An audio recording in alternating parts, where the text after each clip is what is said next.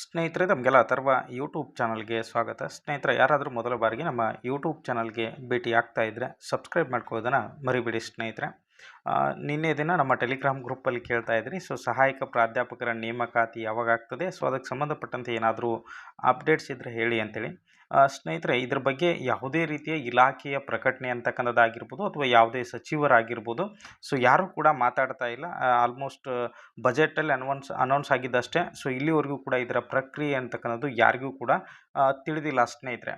ಓಕೆನಾ. ಸೊ ನಾವು ಆಲ್ರೆಡಿ ನೋಡಿದ್ದೀವಿ 2,000 ಹುದ್ದೆಗಳು ಇದೆ ಅಂತೇಳಿ ನೀವೆಲ್ಲರೂ ಕೂಡ ತಿಳ್ಕೊಂಡಿದ್ದೀರಿ. ಸೊ 826 ಹುದ್ದೆಗಳೇನು ಅಂತಂದರೆ, ಸೊ ಟೀಚಿಂಗ್ ಏನು ನಾವು GFGCಯಲ್ಲಿ ಖಾಲಿ ಇರತಕ್ಕಂಥದ್ದು. ಸೊ GFGC ಆಲ್ಮೋಸ್ಟ್ ಎಲ್ಲರೂ ಕೂಡ ಇದಕ್ಕೆ ನೀವು ವೇಟ್ ಮಾಡ್ತಾ ಇದ್ದೀರಿ. ಇನ್ನು 941 ಏನು ಅಂತಂದರೆ ಪಾಲಿಟೆಕ್ನಿಕ್ ಕಾಲೇಜಲ್ಲಿ ಇರ್ತಕ್ಕಂಥದ್ದು. 186 ಹುದ್ದೆಗಳು ಸೊ ಇಂಜಿನಿಯರಿಂಗ್ ಕಾಲೇಜಲ್ಲಿ, ಅದೇ ರೀತಿ 47 ಹುದ್ದೆಗಳು ಏನು ಅಂತಂದರೆ ವಿಶ್ವೇಶ್ವರಯ್ಯ ವಿಶ್ವವಿದ್ಯಾಲಯದಲ್ಲಿ ಖಾಲಿ ಇರ್ತಕ್ಕಂಥದ್ದು. ಓಕೆನಾ. ಟೋಟಲಿ ಎಲ್ಲವನ್ನೂ ಕೂಡ ಎಷ್ಟು ಅಂತಂದರೆ 2,000 ಹುದ್ದೆಗಳನ್ನ ನೇಮಕಾತಿ ಮಾಡಬೇಕು ಅಂತೇಳಿ ಸರ್ಕಾರ 2 ಬಾರಿ ಬಜೆಟಲ್ಲಿ ಏನಪ್ಪ ಅಂತಂದರೆ ಇದನ್ನ ಅನೌನ್ಸ್ ಮಾಡ್ಯದ. ಆಲ್ಮೋಸ್ಟ್ ಈ ವರ್ಷ ಮಾತ್ರ ಇದನ್ನ ಫಿಲ್ ಮಾಡ್ತಾರೆ. ಓಕೆನಾ.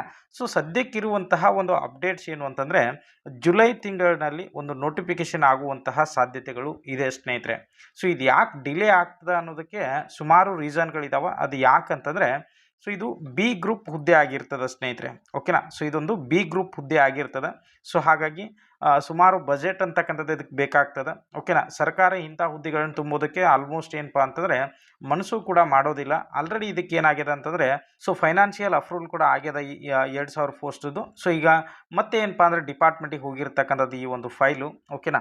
ಸೊ ಮುಂದಿನ ದಿನಮಾನಗಳಲ್ಲಿ ಆಲ್ಮೋಸ್ಟ್ ಇವಾಗ ಒಂದು 4 ತಿಂಗಳಲ್ಲಿ ಒಂದು ನೋಟಿಫಿಕೇಶನ್ ಅಂತಕ್ಕಂಥದ್ದು ಆಗುವಂಥ ಸಾಧ್ಯತೆ ಅದ ಸ್ನೇಹಿತರೆ.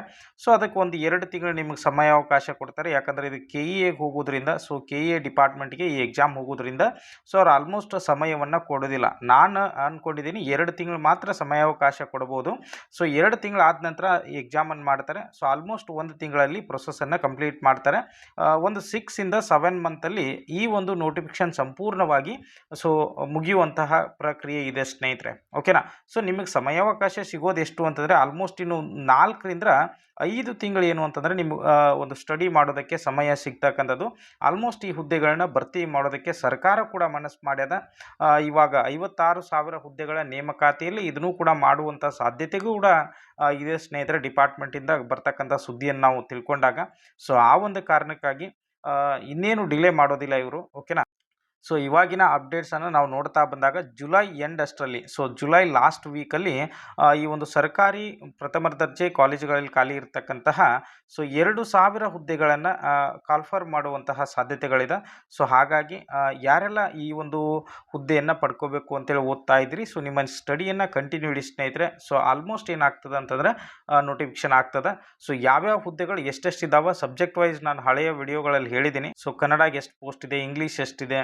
ಓಕೆನಾ. ಸೊ ನಾನು ಎಲ್ಲ ಸಬ್ಜೆಕ್ಟಿಗೆ ಸಂಬಂಧಪಟ್ಟಂಥ ಖಾಲಿ ಇರ್ತಕ್ಕಂಥ ಪೋಸ್ಟ್ಗಳ ಬಗ್ಗೆ ಮಾತಾಡಿದ್ದೀನಿ. ಸೊ ನೀವು ಆ ವಿಡಿಯೋಗಳನ್ನ ಗಮನಿಸಿದ್ರಿ ಅಂದರೆ ಸೊ ನಿಮಗೊಂದು ಕ್ಲಾರಿಟಿ ಸಿಗ್ತದೆ ಸ್ನೇಹಿತರೆ. ಓಕೆನಾ. ಸೊ ಇದು ಇವಾಗಿರ್ತಕ್ಕಂಥ ಅಪ್ಡೇಟು. ಏನಾದರೂ ಹೊಸ ಅಪ್ಡೇಟ್ ಬಂದರೆ ನಾನು ಅಪ್ಡೇಟ್ ಮಾಡ್ತಾ ಇರ್ತೀನಿ. ಓಕೆನಾ. ಸೊ ಎಲ್ರಿಗೂ ಕೂಡ ಧನ್ಯವಾದಗಳು ಸ್ನೇಹಿತರೆ.